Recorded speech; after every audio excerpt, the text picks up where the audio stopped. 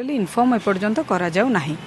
करागले सीना आम जान आम तो कांग्रेस दल कर्पोरेटर तेणु आम भी जावाई जहाँ जातु किंतु आमको इनफर्म ही करा विषय में। मैडम जहाँ आप काउंसिल 8 जन बर्तमान कर्पोरेटर आप भाग भाग अधा मोहम्मद मोकिम सहित अधा कांग्रेस सहित अच्छा आप सहित अच्छा आप नेता किए देखु बर्तमान मोर प्रथम कर्तव्य हूँ जो मैंने मत निर्वाचित करके जनप्रतिनिधि करके ए जगह को आनी स्रोतर प्रतिकूल जाइकिना अनुकूल तो आम जाइनु जितेबाला कांग्रेस दलर 2-4 कर्पोरेटर भी भुवनेश्वर देखु कांग्रेस शून्य हो पड़ी कर्पोरेशन किंतु जितेबाला ये स्रोतर अनुकूल न जाइकी प्रतिकूल जाइकी कटक सहरवासी बक्सी बजार भाया एरिया जो स्टाडियम जाऊँगी सुताहाट जाऊँगी बक्सी बजार जाऊँगी माने कटकर भाईचारार उद्बोधन जो दि जाए से एरिया जाऊँगी जगार मु कर्पोरेटर भाव निर्वाचित होती तेणु बर्तमान मु दल मत निर्विशेष प्रथम जनसाधारण मोपाई तापर दल आसब तेणु बर्तमान पर्यंत मु भी आज जाके से कौन सपोर्ट पाइनी जे मु कहिबी मु को दल सहित जीवी बोली आज जाके जेबेडू जीतीची सेबेडू फील हुए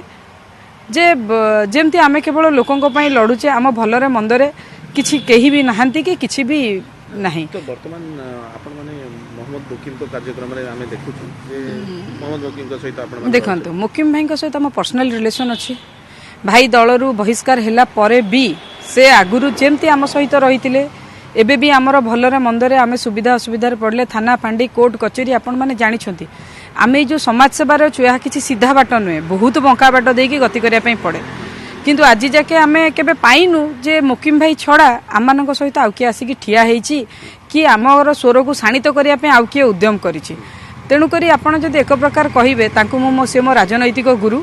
मुझे हाउस वाइफ थी से मत आणिकी राजनीति कौन समाज सेवा कौन से शिखई तेणु कहा सहित रहिबा तो मुझे कहीपरि बर्तमान मु मो लोकों सहित अच्छी बर्तमान मु जो प्रमिस करिछि 5 वर्ष मो लोकों सेवा निस्वार्थपर भाव में करी प्रथम मुझा ही करी। तो आगु जदि कह जाए जे मोहम्मद मुकिम को दल तो हो गला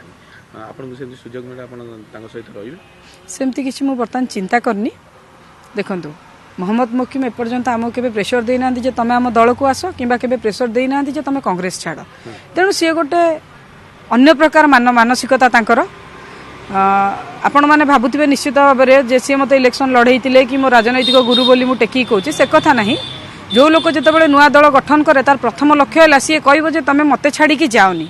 किंतु आम 8 जन कांग्रेस कर्पोरेटर से क्या गोटे पदटीए भी कही ना तुम मो सहित रह बोली से कहते तुमको समाज सेवा तुम्हें जो प्रतिज्ञा नहीं तुमको जो प्लेटफॉर्म उचित लगुच तुम्हें ता सहित जाओ। अभी 4 जन आप तो अलग अलग हो गए सीएमसी काउंसिल आपण माने भाग भाग हो गए अधा मोहम्मद मुकिम को सहित अछंती अधा कांग्रेस सहित देखंतु समस्त लोकों पाई आसीछु तेणु जहाँ सहित भी रोहुना कहीं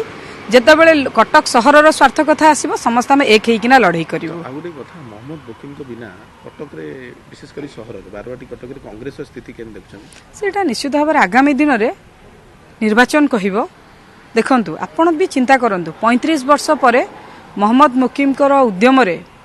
कांग्रेस दलर बैनर हो कहीं कांग्रेस दल बैनर भी आगुरी आम एमएलए जितई पारि नथिलु किंतु 35 वर्ष पर मोहम्मद मुकिम एवं तांकर जो टीम वर्क तार उद्यम कटक सहरवासी सपोर्ट मिलता कांग्रेस दल को थरे नुह 2 थर तेणु कटक सहरवासी संपूर्ण रूप से हाथ में से माने मु भाबुनी से माने दलमत निर्विशेष मोहम्मद मुकिम को ये जिते से माने लोकमत जिते